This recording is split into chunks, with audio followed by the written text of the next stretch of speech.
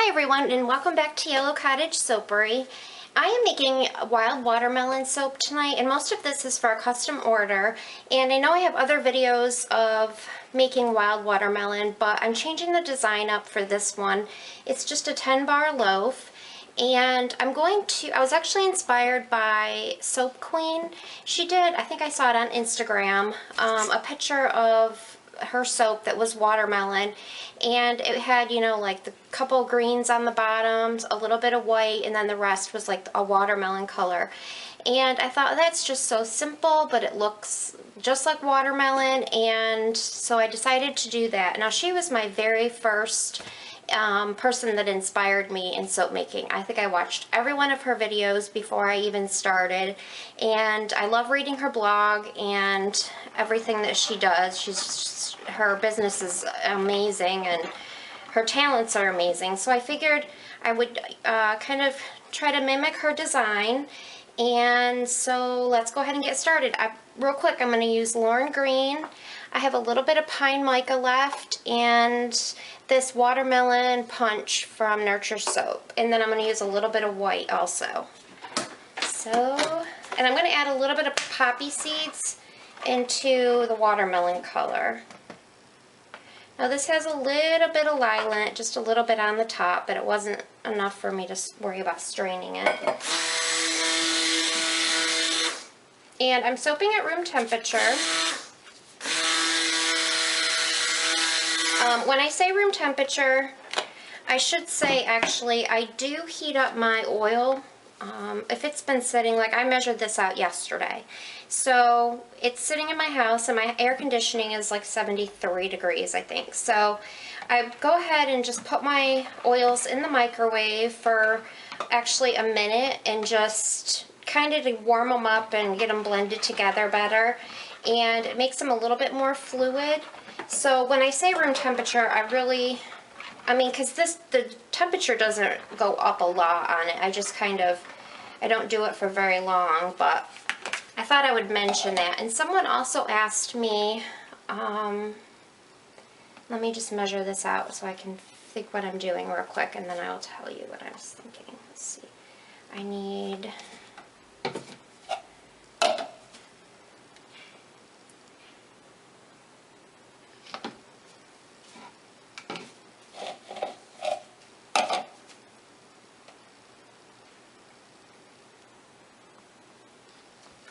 Okay, 2 greens, and I might do just a tiny bit more white. Okay. Asked me if when I soap at room temperature, does that mean that my soap doesn't go through gel phase? Now, it doesn't matter what temperature you begin with, because once you mix the lye in with your oils and butters, that's when the saponification begins, and that's when the temperature heats up. So, and the things that affect gel, I thought I would just mention this if anybody is interested in it. If you insulate your soap, if you make soap and you cover it and, you know, keep it warm, cover it with towels or a blanket or whatever, it is most likely going to go through gel phase because it heats up and you're leaving the heat in, you know, in the soap. So from the inside out, it will start to gel.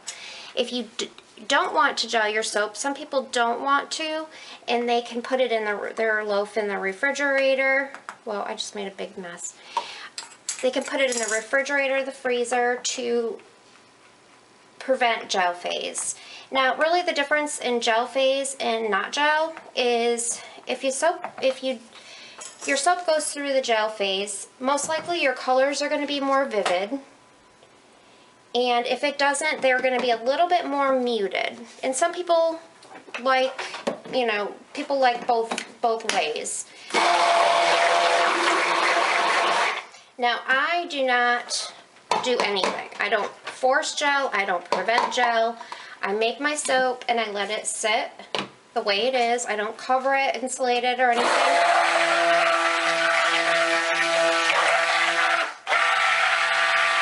That's a pretty watermelon color. Looks just like it, doesn't it? going to add just a tiny bit more so it's maybe a little bit brighter. So I don't, in most of the time, generally my soaps 95% of the time go through gel phase. And the things that can affect gel phase are sugar. If you have any sugars, such as cream, you know, goat's milk, those have sugars in them and they will raise the temperature. So most likely you will go through gel phase.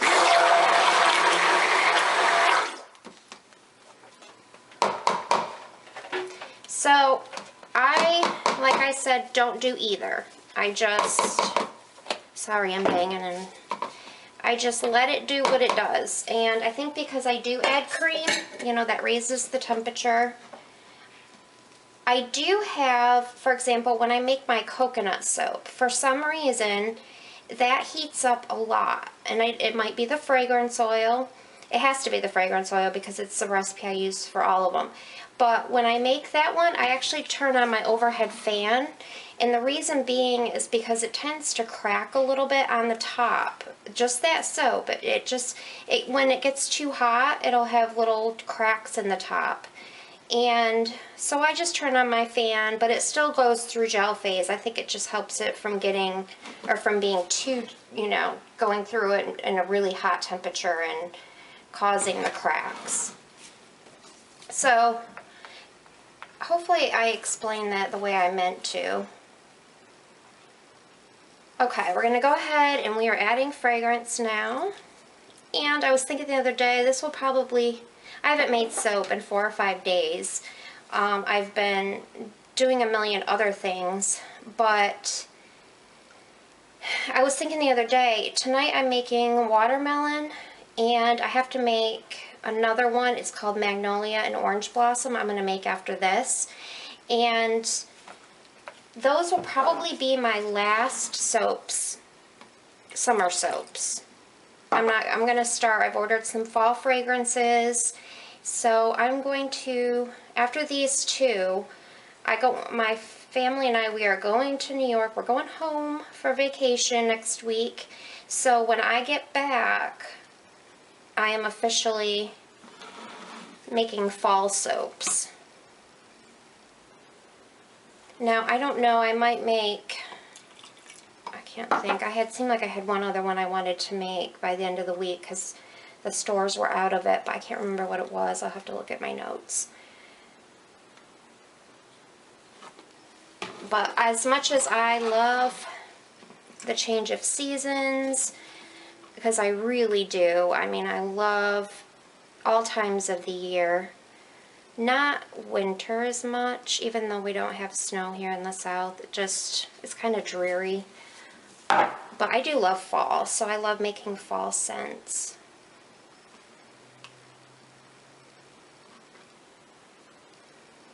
Okay, let's get pouring. I've been chit-chatting all the time. But before I do that, real quick, I'm going to add my poppy seeds.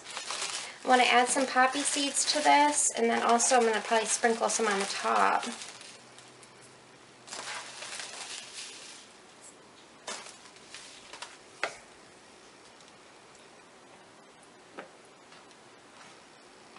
So this will be nice and exfoliating. I hope I didn't add too many. I think it'll be fine. Okay. So first I'm going to add the greens, and it's going to be all of the green. But you know, because I am a little OCD, I got to put my colors away. Okay. I'm going to go ahead and just kind of pour the green in a couple little, just kind of alternate between the two greens.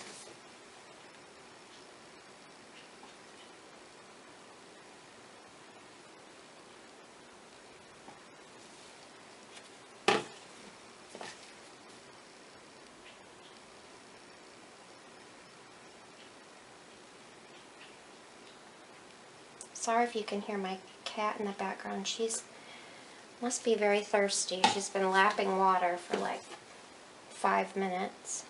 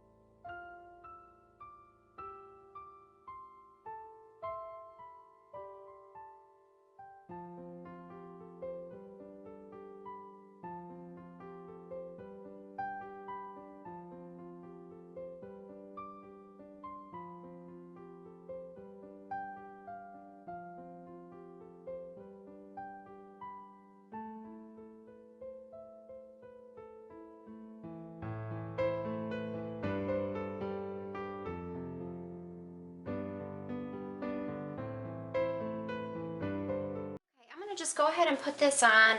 It's been seriously been about 25 minutes. I've washed all my dishes.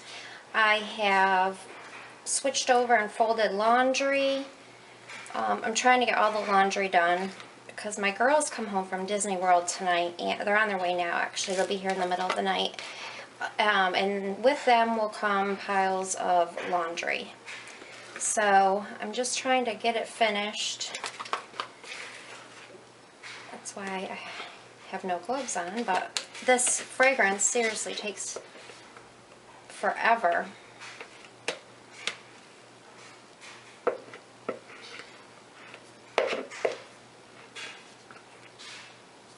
Okay, and all I'm going to do to the top is, what am I going to do to the top? Kind of spread it out a little. It's still a little bit soft, but I have another soap to make, and so I want to get this finished.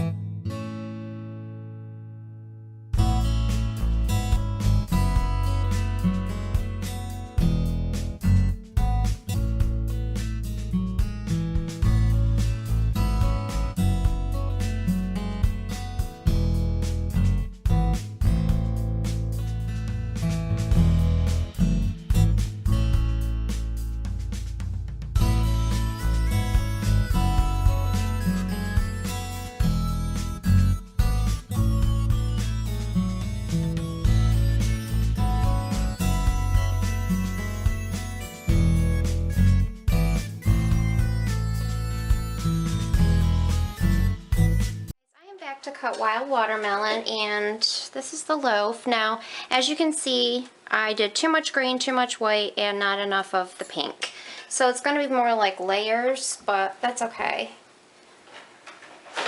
I'm never good at measuring out the amount of the colors that I really in my head want, but it's still pretty.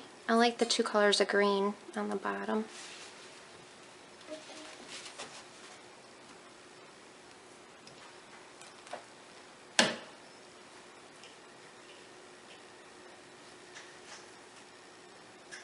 Smells good. I won't ever get tired of making watermelon soap.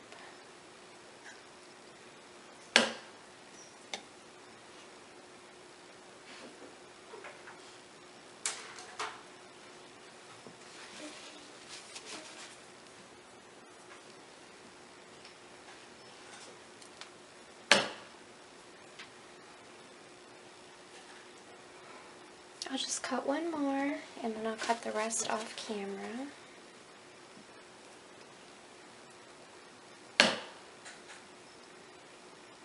Okay guys, thanks so much for watching, and I will catch you on the next video.